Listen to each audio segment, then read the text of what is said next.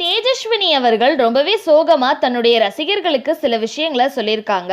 அதுல அவங்க என்னெல்லாம் சொல்லியிருக்காங்க அப்படிங்கறத பத்தி தான் இப்போ இந்த வீடியோல நம்ம தெளிவா பார்க்க போறோம். அதுக்கு முன்ன நீங்க இன்னும் நம்ம சேனலை சப்ஸ்கிரைப் பண்ணாம இருந்தா மறக்காம சப்ஸ்கிரைப் பண்ணிக்கோங்க. கூடவே பக்கத்துல இருக்க பெல் ஐகானையும் கிளிக் பண்ணிக்கோங்க. மக்கள் மத்தியில நல்ல வரவேற்பை பெற்ற சீரியல்கள்ல ஒரு சீரியல் தான் வித்யா நம்பர் 1 சீரியல். இந்த சீரியல் டிசம்பர் 27, 2021 இருந்து எடுத்துட்டு வந்துட்டு இருக்காங்க. இதுவரையும் சுமார் 643 எபிசோட்க்கு மேல வெற்றிகரமா போயிட்டு இருந்துச்சு. பொதுவா ஒரு சீரியலோட வெற்றிக்கு அந்த சீரியலை சேர்ந்த ஹீரோ இல்லனா ஹீரோயின் தான் வெற்றிக்கு காரணமா இருப்பாங்க. ஆனா இந்த சீரியலோட வெற்றிக்கு மாமியார் கேரக்டர்ல நடிக்கிற வேதவள்ளி தான் வெற்றிக்கு காரணமா இருக்காங்க. இப்படி நல்லா போயிட்டு இருந்த சீரியலை திடீர்னு இப்போ வித்யா நம்பர் 1 சீரியல் முடிவுக்கு வர போறதா ஒரு அதிர்ச்சியான செய்தி ஒண்ணு வெளியாகி இருக்கு. இதனால இப்போ வித்யா நம்பர் 1 சீரியல் ரசிகர்கள் ரொம்பவே சோகத்துல இருந்துட்டு இருக்காங்க.